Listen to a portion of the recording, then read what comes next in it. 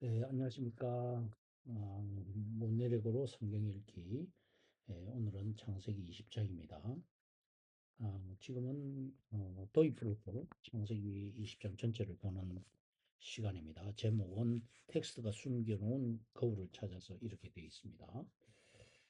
음, 20장에서는 아브라함과 사라 그리고 그랄 왕 아비멜렉의 이야기가 나옵니다.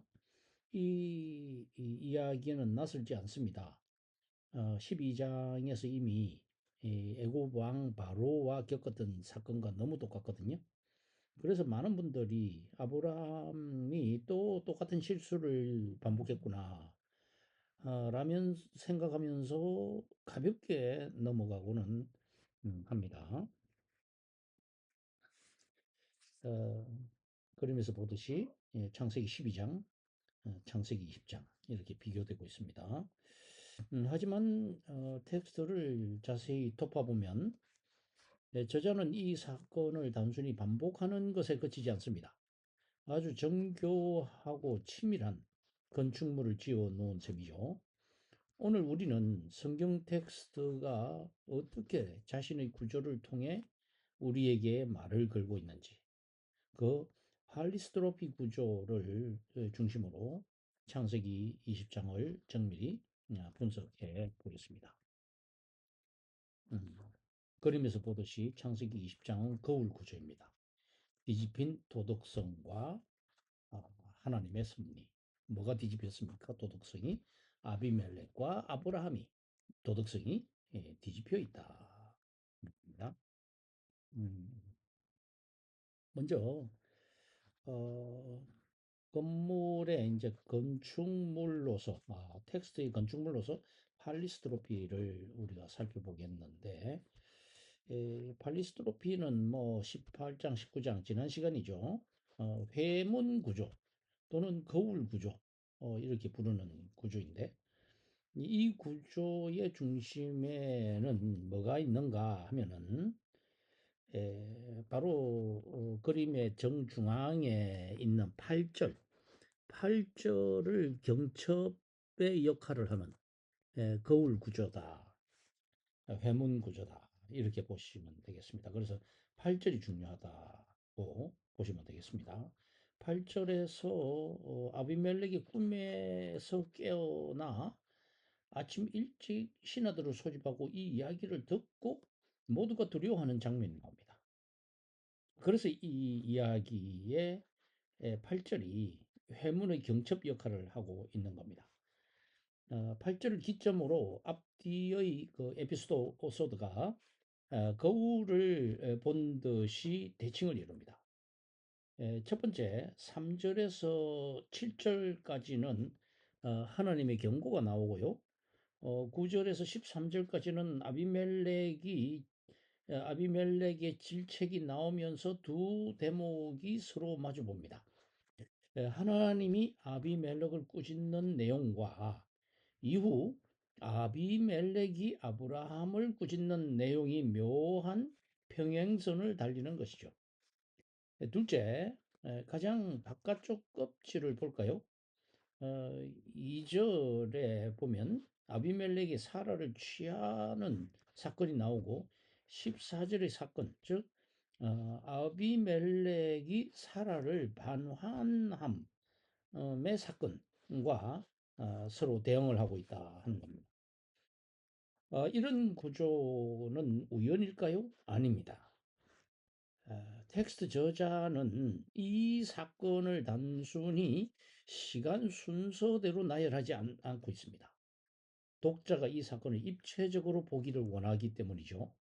마치 거울처럼 서로 마주보게 함으로써 우리는 사건의 앞뒤를 끊임없이 비교하게 됩니다. 하나님은 뭐라고 하셨지? 또는 아비멜렉은 또 뭐라고 대답했지? 뭐 이렇게 말이죠. 음. 그러니까 두 번째는 이제 큰 두 번째로 이제 뒤집힌 도덕성과 서사의 아이러니라는 제목으로 살펴보겠습니다. 이 구조 속에서 우리는 아주 강렬한 아이러니를 발견하게 됩니다. 창세기 20장을 읽으면서 우리가 던져야 할 핵심 질문은 이것입니다. 누가 더 하나님을 두려워하는가? 11절을 보게 되면 아브라함은 이렇게 말합니다. 이곳에는 하나님을 두려워함이 없으니 이렇게 말합니다. 그런데 아브라함은 이 그랄이라는 땅을 하나님을 모르는 야만적인 곳으로 규정하고 있습니다. 자신의 거짓말을 이제 정당화하기 위해서입니다. 에, 이 텍스트가 보여주는 실제 상황은 어떻습니까? 하나님은 오히려 아비멜렉의 꿈에 나타나십니다. 아비멜렉은 꿈을 듣자마자 즉시 행동하고 신하들까지도 매우 두려워합니다. 거기 8절이죠. 이게 핵심이다 이 말입니다. 정작 하나님을 모를 것이라고 생각했던 이방 왕 그리고 그 나라 신하들, 그 나라 사람들 이들이 하나님 말씀 앞에 즉각적으로 반응하고 도덕적인 태도를 보이고 있습니다. 반면에 하나님의 예언자라고 불리는 아브라함은 어떤가요? 그는 자신의 안위를 위해 거짓말을 하고 그 거짓 때문에 상황을 더 복잡하게 만듭니다. 이 지점에서 텍스트는 독자인 우리를 훅 날려버리는 것이죠. 정말 하나님을 모르는 자가 누구인가? 아브라함은 스스로를 의인이라고 생각하며 불신앙적인 환경을 탓하지만 정작 그 불신앙의 씨앗은 자신에게서 나오고 있다는 사실입니다. 이 구조적 대칭은 아브라함의 초라함과 아비멜렉의 의로움을 극명하게 대비시키며 우리를 불편하게 만들고 있다는 것입니다. 그 다음 큰 세 번째입니다. 이런 구조를 왜 택했는가 하는 것인데, 왜 성경은 굳이 아브라함을 이렇게까지 묘사해야 했을까 하는 거죠. 왜 예언자라는 타이틀을 지어주고는 뒤에서는 이렇게까지 인간적인 밑바닥을 보여줄까? 여기서 우리는 성경을 읽는 태도를 바꿔야 합니다. 아브라함은 무결점의 성인이 아닙니다. 저자는 아브라함의 실수를 반복해서 보여줌으로써 독자에게 이 사람이 정말 믿음의 조상이 맞나 하는 그런 질문을 던지게 만듭니다. 이 질문이 바로 텍스트를 읽는 문해력의 시작입니다. 아브라함의 불신앙을 보면서 우리는 그를 비난하는 데서 끝내는 것이 아닙니다. 그럼에도 불구하고 하나님은 어떻게 일하시는가를 보게 되는 거죠. 아브라함이 거짓말을 해서 일이 꼬이지만 하나님은 그 틈을 파고들어서 아브라함에게 나타나고 또 결국은 아브라함이 중재자로 기도를 하게 만드십니다. 이 구조는 아브라함이라는 인간의 실패보다 그를 뚫고 일하시는 하나님의 통치 방식이 더 크다는 것을 보여주기 위한 정교한 설계도인 것입니다. 이 전체를 보는 도입부의 결론은 이렇습니다. 네.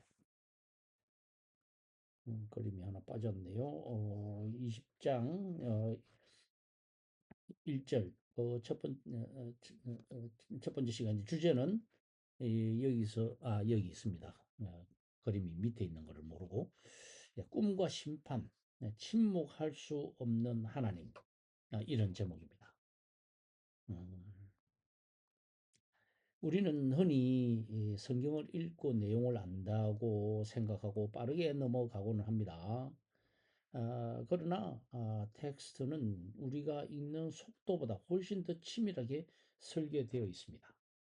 오늘 이 8개의 구절을 통해서 저자가 왜 이렇게 급박하게 이야기를 시작하는지 그리고 신은 왜 하필 이방 왕에게 말을 거는지 그 문맥을 톱어보겠습니다. 첫 번째, 음, 일단락이 첫 번째입니다. 서사가 왜 이렇게 빠른가? 어, 창세기 12장과 이제 연결을 해보면은 이해가 쉬울 텐데요. 1절을 보게 되면 아브라함이 거기서 그랄로 옮겨가니라라고 시작합니다. 마치 영화 속편을 보는 것 같지 않나요? 12장에서 애굽으로 갔던 사건과 20장에서 그랄로 온 사건은 매우 닮아 있습니다. 그런데 주목할 점은 저자가 설명을 생략하고 있다는 점입니다. 12장에서는 아브라함이 왜 거짓말을 하는지 그 내면을 길게 설명을 했죠. 그런데 20장에서는 사라를 누이라고 하였으므로 이렇게 한 문장으로 그냥 끝내버립니다. 왜 그럴까요? 예, 왜 서사가 이렇게 빨리 진행되는가? 왜 그럴까요? 이 텍스트는 독자가 앞선 12장 내용을 이미 기억하고 있음을 전제로 하기 때문입니다. 즉, 문학적으로 볼 때 20장은 12장의 복제가 아니라 확장된 변주곡입니다. 아브라함은 12장에서 이미 쓴맛을 봤습니다. 그럼에도 똑같은 실수를 반복하는 거죠. 텍스트는 아브라함의 심리를 구구절절 설명하는 대신 사건의 전개 속도를 높임으로써 독자에게 아브라함 당신 또 그러는 거야? 라는 긴장감을 즉각적으로 느끼게 하는 것입니다.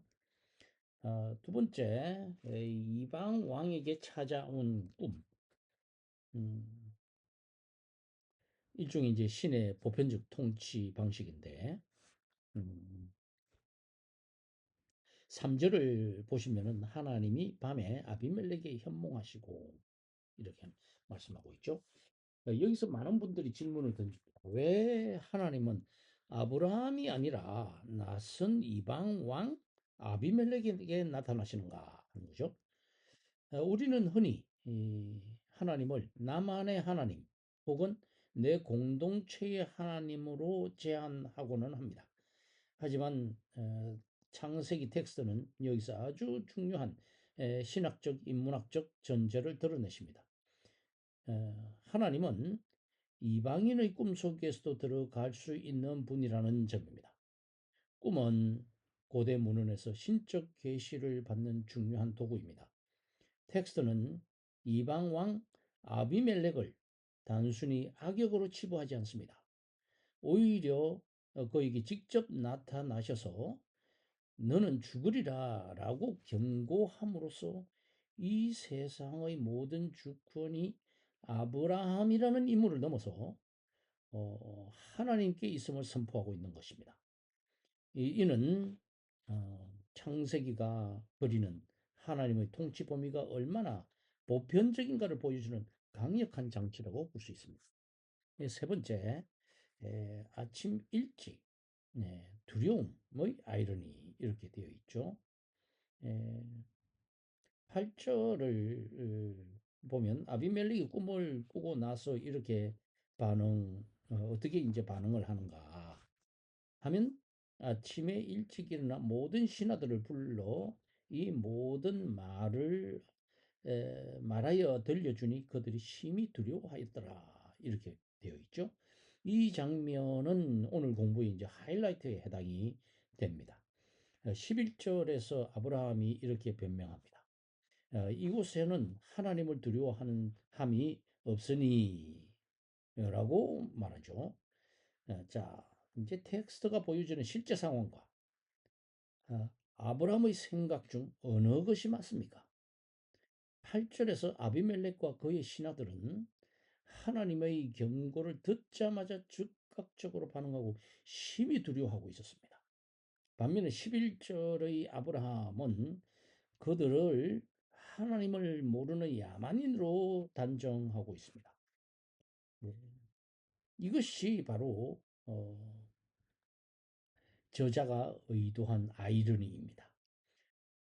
아브라함은 환경을 탓하며 자신의 거짓을 정당화하지만 정작 텍스트는 그랄이라는 환경 속에 있는 사람들의 경외심을 먼저 보여주고 있습니다.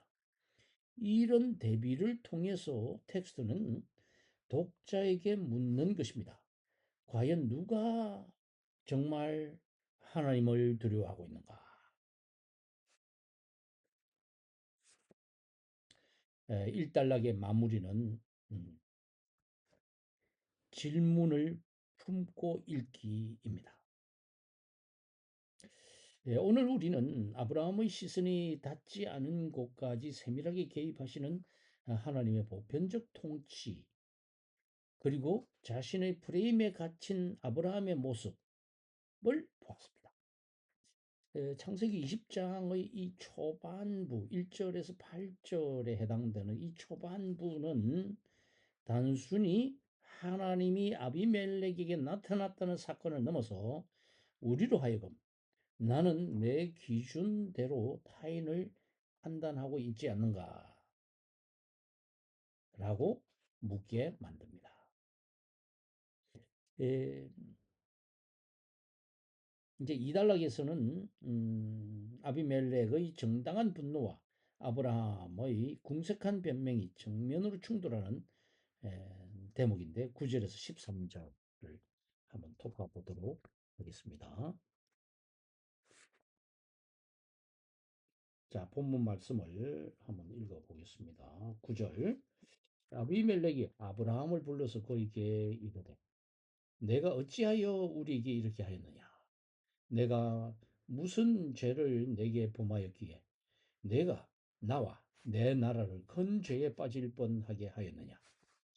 내가 합당하지 아니한 일은 내게 행하였도다 하고 아비멜렉이 또 아브라함에게 이르되 내가 무슨 뜻으로 이렇게 하였느냐? 아브라함이 이르되 이곳에서는 하나님을 두려워함이 없으니 내 아내로 말미암아 사람들이 나를 죽일까 생각하였으며 또 그는 정말로 나의 누이 이복 누이로서 내 아내가 되었었습니다. 서민이라. 하나님이 나를 내 아버지 집을 떠나 두루 다니게 하실 때에 내가 아내에게 말하기를 이후로 우리가 가는 곳마다 그대는 나를 그대여 오라비라 하라. 이것이 그대가 내게 베풀 은혜라 하였노라. 자, 오늘 창세기 20장의 이제 두 번째 단락인데 9절에서 13절까지 본문을 우리가 함께 읽었습니다. 이 주제는 이제 대화와 질책, 예언자, 여기서는 선지자죠. 선지자와 왕의 도덕성 대결 이렇게 되어 있습니다. 앞에서 우리는 어, 꿈을 통해 개입하시는 하나님과 그 말씀 앞에 즉각적으로 반응하는 아비멜렉의 모습을 보았습니다. 이제 오늘은 아브라함과 아비멜렉이 직접 마주 앉은 이 법정 드라마 같은 장면을 통해 텍스트가 무엇을 말하는지 그 긴장감을 이제 분석해 보겠습니다. 첫 번째 대목입니다. 가해자와 피해자가 뒤바뀐 법정입니다. 이제 구절을 보면 상황이 아주 흥미롭습니다. 아비멜렉이 아브라함을 불러 이렇게 묻습니다. 내가 무슨 일로 우리에게 이렇게 하였느냐? 무슨 죄를 범했기에 내가 나와 내 나라에 큰 죄를 범하게 하였느냐? 보통 이런 상황이면 피해자인 아브라함이 화를 내야 하지 않을까요? 그런데 지금 왕인 아비멜렉이 피해자로서 오히려 도덕적 우위에 있는 아브라함을 꾸짖고 있습니다. 예, 아비멜렉의 이 질문은 단순한 항의가 아닙니다. 그의 질문은 왕의 통치 철학이 담겨 있습니다. 그는 단지 내가 속아서 기분 나쁘다고 말하는 것이 아닙니다. 나와 내 나라에 큰 죄를 범하게 하였다라고 말하고 있죠. 즉 통치자로서 자신의 백성을 죄에 빠뜨리지 않아야 할 책임을 아브라함의 거짓말이 범했다는 것입니다. 여기서 우리는 텍스가 아비멜렉을 단순히 조연으로 그리지 않고 매우 사려 깊은 통치자로 묘사하고 있음을 알 수 있습니다.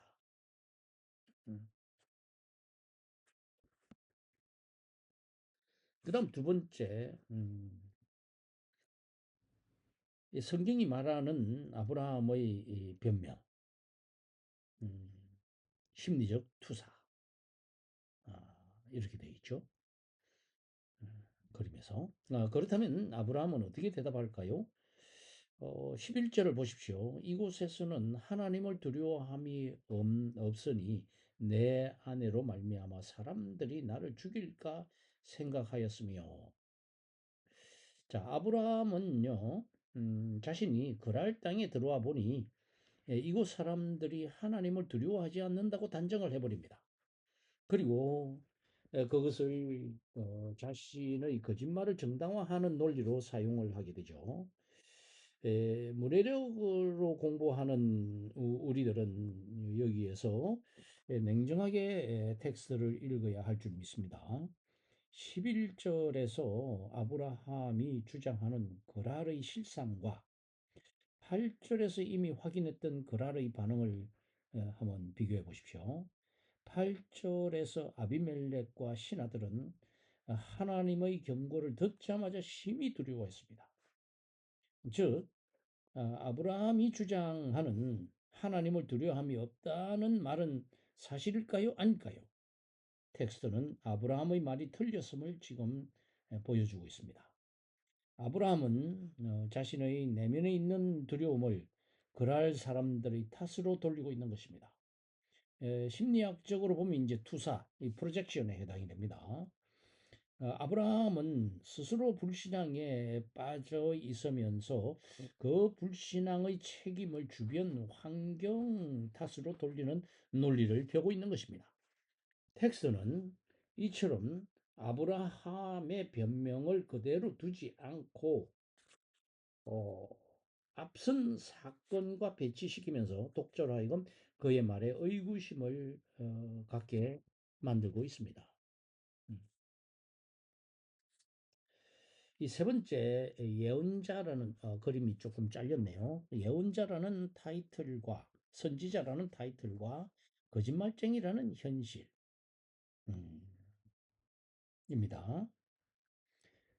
그림이 좀 잘려서 좀 아쉽기는 한데 중간에 이제 실존적 인간이 있고요. 왼쪽에는 잘린 부분에서 거창한 타이틀, 그는 선지자라 7절입니다. 그 다음에 이제 오른쪽에는 이제 음, 비겁한 실상, 누이라 한 것이 내 전략이다.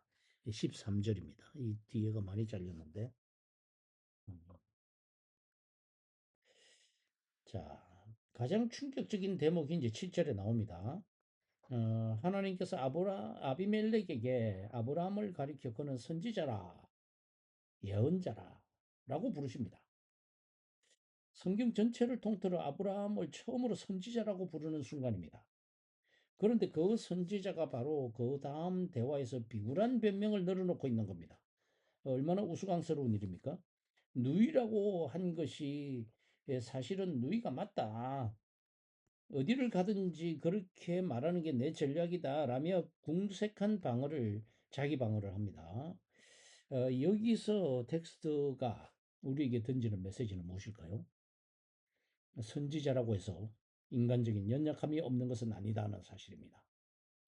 텍스트는 아브라함의 명예를 포장하려고 하지 않습니다. 오히려 선지자라는 거창한 타이틀과 비겁한 거짓말이라는 실상을 한 화면에 배치함으로써 인간의 모순됨을 적나라하게 보여주고 있습니다. 우리가 기대하는 완벽한 성인으로서의 아브라함이 아니라 하나님의 부르심을 받았음에도 여전히 넘어지고 두려워하는 실존적인 인간 아브라함을 마주하게 되는 것이죠. 이것이 바로 우리가 텍스트를 읽어야 하는 이유인 것입니다. 성경 인물이라고 해서, 믿음의 조상이라고 해서 그 인물을 신격화하지 말고 음, 그저 텍스트가 보여주는 그대로 그 인물의 입체성을 따라가는 것. 이것이 이제 문해력 성경 공부의 핵심이라고 볼 수가 있겠습니다. 이 두 번째 단락이 이제 마무리입니다. 질문을 품고 읽기입니다. 본능에 충실했던 아브람, 당신의 시선은 어디로 향하십니까? 그렇죠? 오늘 우리는 아비멜렉의 도덕적 질책과 자신의 불안을 환경 탓으로 돌리는 아브라함의 변명을 살펴보았습니다. 아브라함은 선지자였지만 그 순간만큼은 자신의 본능에 충실한 한 인간에 불과했습니다.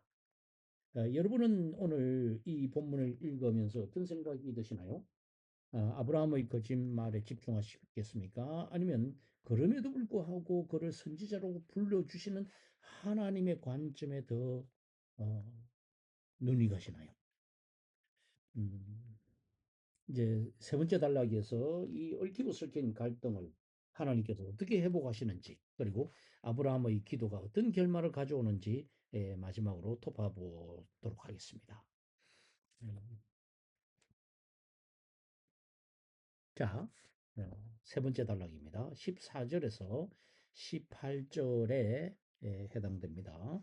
읽겠습니다. 아비멜렉이 양과 소와 종들을 이끌어 아브라함에게 주고 그의 아내 사라도 그에게 돌려보내고 아브라함에게 이르되 내 땅이 내 앞에 있으니 내가 보기에 좋은 데로 거주하라 하고 사라에게 이르되 내가 은 1,000개를 내 오라비에게 주어서 그것으로 너와 함께 한 여러 사람 앞에서 내 수치를 가리게 하였노니 내 일이 다 해결되었느니라.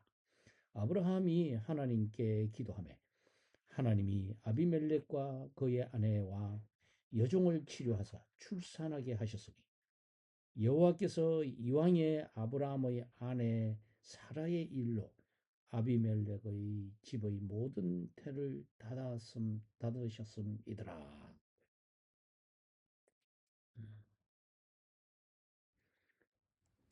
제목을 보니까 해결과 회복, 그림 제목이요. 신의 예언자, 그 모순된 역할. 참 이것이 인간입니다. 음, 이제 그동안 1절에서 13절까지 거짓과 갈등, 그리고 아브라함과 아비멜렉의 팽팽한 논쟁을 지켜봤습니다. 오늘은 그 마무리에 해당되는 이제 마지막 14절, 18절까지를 읽겠습니다. 읽었습니다. 해결과 회복, 신의 예언자, 그 무슨 역할이라는 주제로 이제 나눠보겠는데요. 우리는 흔히 성경의 결말이 나오면 다행이다, 이제 해피엔딩이네라고 이제 마음을 놓지만은 텍스트는 이 평화로운 결말 속에서도 우리에게 날카로운 질문을 던지고 있습니다. 14절과 16절을 보면 아비멜렉이 아브라함에게 재산을 돌려주고 사라에게 은 1,000개를 줍니다. 1,003개 린셈인데 1,003개는 당시 노동자 임금으로 계산하면은 어마어마한 금액에 해당이 됩니다. 웬만한 사과를 넘어선 파격적인 대우라고 볼 수가 있습니다. 이 1,000세계를 줬다는 것은 사과 수준이 아니라는 거죠. 문해력으로 공부하는 우리는 여기서 이제 좀 멈춰 생각해 볼 필요가 있는데요. 아비멜렉은 왜 이렇게까지 하는 것일까요? 마음씨가 좋아서 그런 걸까요? 16절을 보면 이 돈을 어, 보상이라고 부르면서 사라의 눈을 가리는 용도라고 말을 하고 있습니다. 여기에서 텍스트가 숨겨놓은 통치자의 품격을 읽어야 합니다. 아비멜렉은 아브라함의 거짓말로 인해 자신의 가정과 나라가 망할 뻔했습니다. 하지만 그는 아브라함을 저주하거나 쫓아내지 않았습니다. 대신 막대한 돈을 쥐어주면서 내 땅에서 어디든지 편히 지내라라고 말하는 것이죠. 이것은 단순히 미안하다는 뜻이 아닙니다. 이 돈을 받고 다시는 우리 사이에 이런 일이 없도록 해달라는 강력한 외교적 제스처인 것입니다. 아브라함의 잘못을 정면으로 지적하면서도 왕으로서의 자신의 품위를 지키는 방법인 거죠. 아비멜렉은 이 갈등을 통해 도덕적 우위를 확실하게 점하게 됩니다. 우리는 아브라함에게서 배워야 할 것이 아니라 이 본문만큼은 오히려 이방 왕 아비멜렉에게서 책임감 있는 지도자의 모습을 발견하게 됩니다. 이 성경 본문은 아브라함의 초라함을 아비멜렉의 관대함과 대비시켜서 더욱 부각하고 있습니다. 왜 하필 이제 두 번째 대목입니다. 왜 하필 그 사람이 기도해야 하는가? 음, 17절 네, 해당됩니다. 17절, 17절에서 하나님은 아비멜렉에게 병을 주셨다가 아브라함이 기도하니까 다시 낫게 하십니다. 여기서 또 하나의 거대한 아이러니가 등장합니다. 아브라함은 누구입니까? 거짓말을 해서 이 사태를 만든 장본인입니다. 아비멜렉의 누구입니까? 억울하게 범죄의 위험에 빠졌던 피해자입니다. 그런데 왜 아브라함이 아비멜렉을 위해 기도해야 하나요? 그냥 하나님이 직접 고쳐주시면 안 되나요? 음, 여기서 우리는 텍스트가 설정한 예언자, 선지자의 역할을 주목해야 합니다. 7절에서 하나님은 아브라함을 선지자라고 선언하셨죠. 그런데 그 선지자가 지금 도덕적으로도 아비멜렉보다 한참 아래에 있는 것처럼 보입니다. 성경은 우리에게 이렇게 말합니다. 하나님이 세우신 직분, 선지자는 그 사람의 도덕적 결함과는 별개의 영역이다는 겁니다. 아브라함이 완벽해서 예언자가 된 것이 아닙니다. 하나님은 아브라함이라는 통로를 선택하셨고 그 통로가 막히지 않도록 계속해서 그를 중재자 위치로 끌어올리십니다. 비록 아브라함은 흠이 많지만 그를 통해 복이 흘러가게 하겠다는 하나님의 의지인 셈이죠. 우리가 존경하는 리더나 성경의 인물이 완벽하지 않아도 실망할 필요가 없습니다. 하나님은 때로 그 흠 많은 인간을 통해서도 당신의 일을 이루어 가시기 때문입니다. 세 번째 단락이 이제 세 번째죠. 음, 태를 닫으셨습니다 하는 그 의미가 뭔가 하는 거죠. 18절에 여호와께서 태를 닫으셨습니다. 이 짧은 문장이 창세기 전체 흐름에서 얼마나 중요한지 아십니까? 갑자기 왜 아비멜렉 집안에 태 이야기가 나올까요? 창세기 16장 2절을 기억하십니까? 사라가 자기 몸에 대해 여호와께서 내 출산을 허락하지 아니하셨으므로 이게 이제 태를 닫으셨으므로라고 고백을 했었습니다.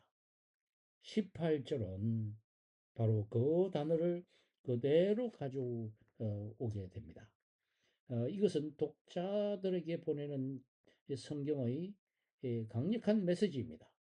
아비멜렉의 집안도 사라의 태도, 생명을 열고 닫는 주권은 오직 하나님께 있다 하는 겁니다.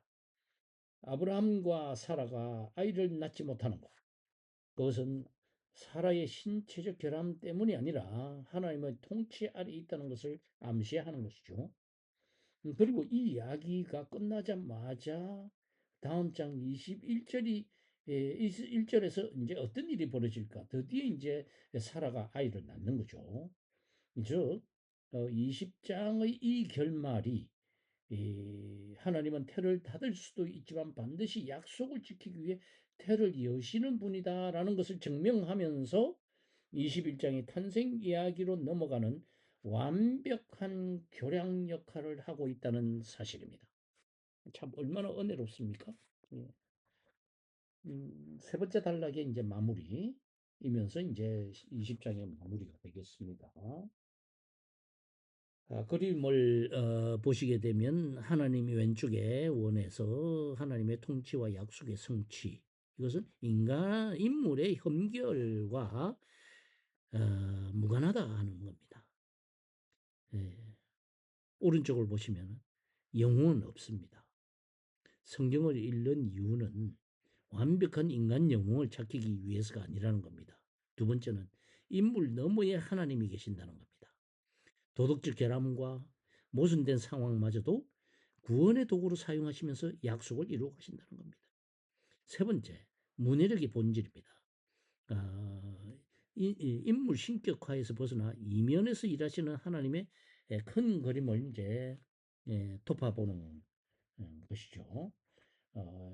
우리가 20장을 처음 읽을 때 그저 아브라함이 또 실수했네라고 생각했을 겁니다. 하지만 오늘의 이 강의를 이제 세 단락을 통해서 우리는 무엇을 볼 수 있었을까요? 하나님은 아브라함의 거짓말조차도 당신의 구원 역사를 펼쳐나가는 도구로 사용하셨다는 점입니다. 도덕적으로 완벽한 영웅은 없었지만 그 모든 상황을 통제하고 약속을 이루어 가시는 하나님이 계셨습니다. 이것은 우리가 성경을 읽는 이유가 됩니다. 인물을 신격화하지 말고 인물 뒤에서 일하시는 하나님의 큰 그림을 톱아보는 것, 이것이 바로 우리들의 문해력 성경 읽기입니다.